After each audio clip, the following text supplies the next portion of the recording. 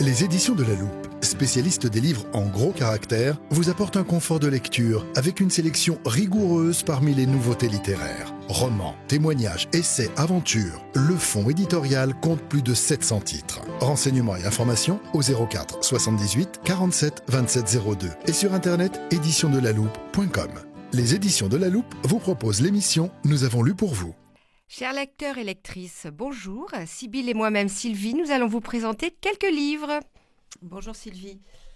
J'ai rencontré Natacha Lermurier cet été, un peu par hasard, en passant devant ma librairie du Croisic où elle était installée pour dédicacer son livre. Attirée par la couverture en noir et blanc du livre, une vieille valise posée sur une voie ferrée, je me suis arrêtée pour discuter avec l'auteur. Très belle rencontre qui m'a donné envie de me plonger dans son roman intitulé La Valise, édité aux éditions Libri-Nova en novembre 2023. Natacha Lermurier est professeure d'anglais depuis plus de 25 ans. Elle est engagée dans la transmission de la mémoire de la Shoah et de la résistance au sein de son collège. Et ses recherches sur la Seconde Guerre mondiale, ainsi que ses échanges avec des témoins ayant vécu à cette époque, ont nourri son imaginaire. Tout débute suite à une rencontre fortuite dans un train. Juillet 2015, Gabriel Lévesque, jeune professeur d'histoire en classe de 3e en région parisienne, retourne chez ses parents pour les vacances d'été à Aix-en-Provence. À Lyon, une dame âgée monte dans le TGV et s'installe en face d'elle, sa vieille valise posée sur les genoux, et entame tout naturellement la discussion avec elle. Son petit-fils Louis, charmant jeune homme auquel Gabriel n'est pas insensible, la récupère à la gare, puis chacun part de son côté. Gabriel, dans le cadre de son métier, a inscrit ses élèves au concours national de la résistance et de la déportation. Aussi est-elle ravie de pouvoir assister à une conférence dans l'auditorium du mémorial du camp d'Émile. À sa grande surprise, parmi les intervenants se trouve la vieille dame à la valise. Anna Lieberman est en effet une enfant rescapée du camp d'Émile. Ses parents avaient fait le choix, au dernier moment, de confier leur fille à une association caritative juive chargée de mettre les enfants à l'abri. Quel déchirement! C'est le début d'une amitié très forte entre Gabriel et Anna. Petite parenthèse sur le camp d'Émile que je ne connaissais pratiquement pas. J'ai découvert son existence lors d'une visite familiale à Aix. L'Émile, c'est aujourd'hui une gigantesque zone commerciale et industrielle, mais à l'origine, le camp d'Émile était un camp de concentration français, ouvert en septembre 1939 dans une usine en faillite, une tuilerie, au hameau d'Émile. Il servit d'abord de camp d'internement pour des ressortissants allemands en 1939, mêlant d'authentiques nazis et des réfugiés allemands, souvent juifs. Le gouvernement de Vichy interna ensuite des juifs qu'il livra aux autorités nazies. Des enfants furent ainsi déportés en août 1942 à partir de ce camp. C'était l'antichambre d'Auschwitz via Drancy. À l'été 2012, ce lieu est devenu le site mémorial du camp d'Émile. Il comprend l'ancienne tuilerie où le musée est installé, la salle des peintures et le wagon souvenir. Parallèlement, donc dans le roman, en 1984, nous faisons la connaissance d'Esther, dont le père André vient de mourir 9 ans après sa mère. Esther a 42 ans, un mari et 2 enfants. Elle est fille unique. Il lui incombe donc la lourde tâche de vider la maison familiale. En vidant la cage secrète du secrétaire de son père, Esther tombe sur une lettre de son papa qui va la bouleverser, lui donner accès à son journal intime et révéler un secret sur sa naissance. En 1942, André était facteur dans le hameau d'Émile. Tout ce qu'il a vu, il l'a noté. Grâce à de courts chapitres alternant entre l'enfance d'Anna en 1942, les découvertes d'Esther en 1984, le journal de son père André entre 1942 et 1952 et les démarches de Gabriel pour son dossier scolaire, nous allons remonter le temps jusqu'aux jours les plus sombres de l'occupation. Pour ces 3 femmes, l'urgence est de comprendre le passé afin d'en transmettre la mémoire. Ce roman est une fiction, basée sur des faits historiques, qui met en lumière l'histoire de gens ordinaires amenés à accomplir des actes tout à fait extraordinaires. Captivant, bien écrit, bien documenté, historiquement très intéressant, des personnages attachants, je ne peux que vous conseiller ce premier roman de Natacha Lermurier, et j'espère bien qu'il y en aura un second. Je change de domaine tout en restant un petit peu dans le même sujet. Vanessa Springora, ce nom vous dit sûrement quelque chose. Oui. Elle avait fait beaucoup de bruit en 2020 avec la sortie de son livre Le Consentement qui traitait de sa relation sous emprise avec Gabriel Maznev alors qu'elle était une adolescente de 13 ans et lui 49 ans. Une relation glauque qui alimentera MeToo. Alors qu'elle est attendue sur le plateau de la Grande Librairie pour parler de ce livre, l'autrice est appelée par la police pour venir reconnaître le corps sans vie de son père qu'elle n'a pas revu depuis 10 ans. Dans l'appartement de banlieue parisienne où il vivait et qui fut jadis celui de ses grands-parents, elle doit affronter une vision cauchemardesque, un amas de choses recouvertes d'une épaisse couche de poussière et comprend qu'il est atteint du syndrome de Diogène. Alors je vous parle de son dernier livre qui s'appelle Patronyme, qui est sorti chez Grasset en janvier 2025. Donc ce père qui n'en a pas été un pour elle était toxique, instable, tourmenté, mythomane et faisait le vide autour de lui. Il est devenu très rapidement, pour Vanessa Springora, un étranger. Depuis longtemps, celle-ci se pose des questions sur son patronyme Springora. Ce n'est pas très courant, voire même pas courant du tout, utilisé uniquement à partir de ses grands-parents paternels. Selon la version familiale, son grand-père était tchèque. Il a été enrôlé de force par l'armée allemande, la Wehrmacht, suite à l'invasion de son pays par le Reich.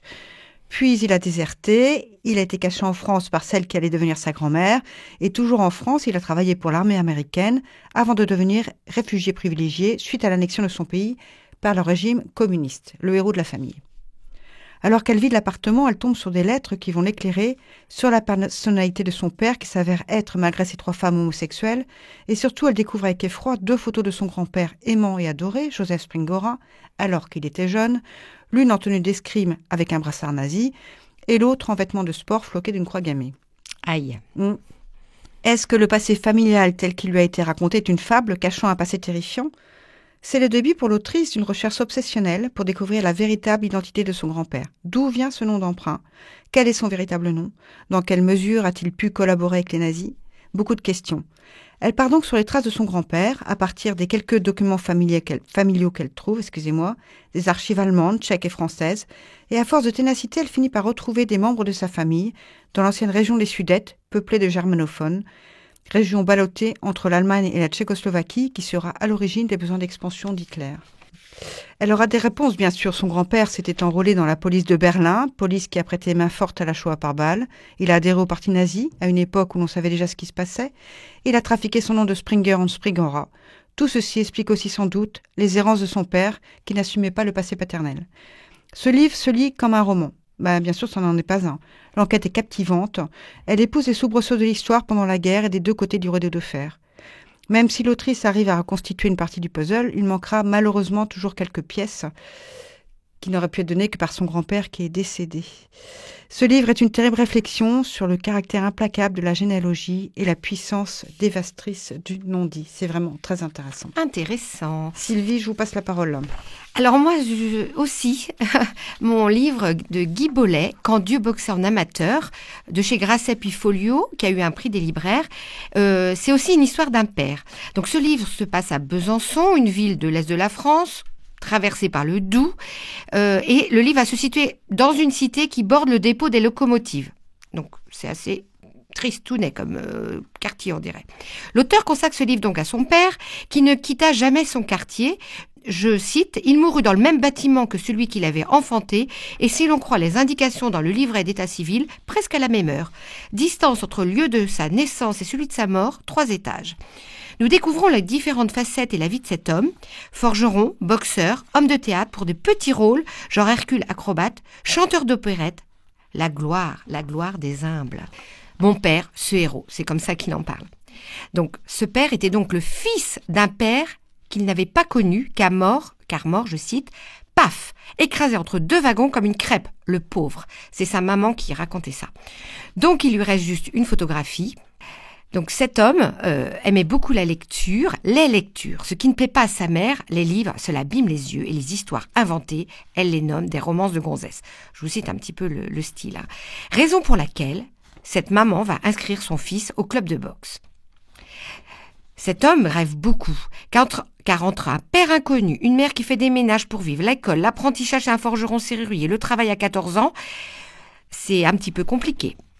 Avec un ami, le Larousse illustré de 1924, 56 000 mots dont il apprend par cœur les définitions, car la culture lui manque.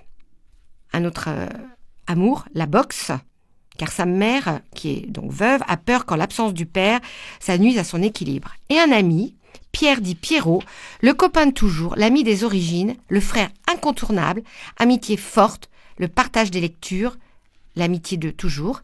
René travaille, boxe, se marie et Pierre va rentrer au séminaire et devient prêtre, pour finir par revenir dans le même quartier. Donc il va proposer le rôle de Jésus dans l'adaptation de la Passion de Jésus-Christ qu'il va tenir plusieurs fois. Donc je vous laisse découvrir ce magnifique petit livre. C'est bien écrit, c'est attachant. René est le père de l'auteur, c'est un hommage extraordinaire, de la tendresse, de l'humour. Voilà, donc ça c'est mon premier livre. Et le second, L'île des battements du cœur de Laura Imaï Messina d'Albin Michel. On est au Japon de nos jours. Shuichi, 40 ans, retourne dans la maison de sa mère qui vient de mourir. Il est illustrateur et auteur de livres pour enfants. Il va croiser un jeune garçon, Kanta, 8 ans. En son absence, celui-ci rentre dans la maison et s'approprie quelques objets sans valeur. Il y a un peu d'étonnement. Shuichi découvre que cet enfant rendait visite quotidiennement à sa mère qui le faisait goûter et lui faisait faire ses devoirs. Car les parents de Kanta travaillent énormément, ont un peu des difficultés aussi du travail, et puis un enfant unique et les parents jamais présents, donc ils s'étaient liés d'amitié avec cette vieille dame. Donc des liens profonds vont également s'établir entre l'enfant de la vieille dame et cet enfant, et c'est beau. Un drame a brisé Shuichi.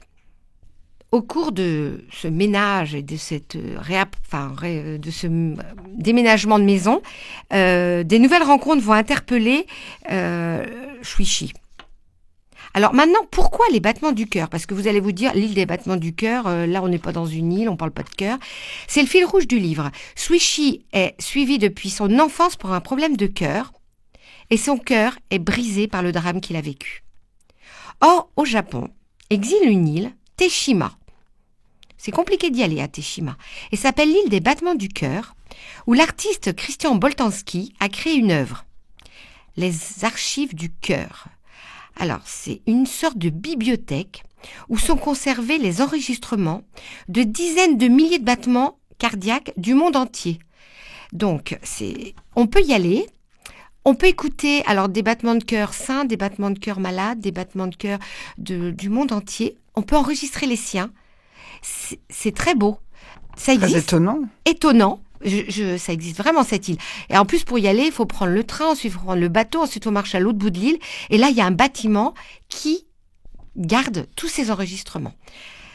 C'est étonnant, c'est très beau. Alors, ce livre est traduit de l'italien, mais on sent vraiment une forte influence japonaise dans le rythme, l'écriture, la façon de s'exprimer, la souffrance, le deuil, mais c'est un beau livre, ça fait un livre qui fait du bien.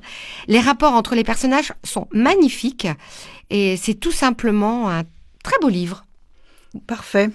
Donc 4 livres. Voilà, nous vous avons présenté Patronyme de Vanessa Springora chez Grasset, La valise de Natacha Larmurier chez Libra Nova, L'île des battements du cœur de Laura Imaï Messina d'Albin Michel et Mon père, qui ne s'appelle pas Mon père, mais Quand Dieu boxait en amateur, un livre sur le père, comme celui de Sibylle, de Guy Bollet, Grasset puis Folio, avec un prix des libraires. Bonne lecture à tous. Bonne lecture.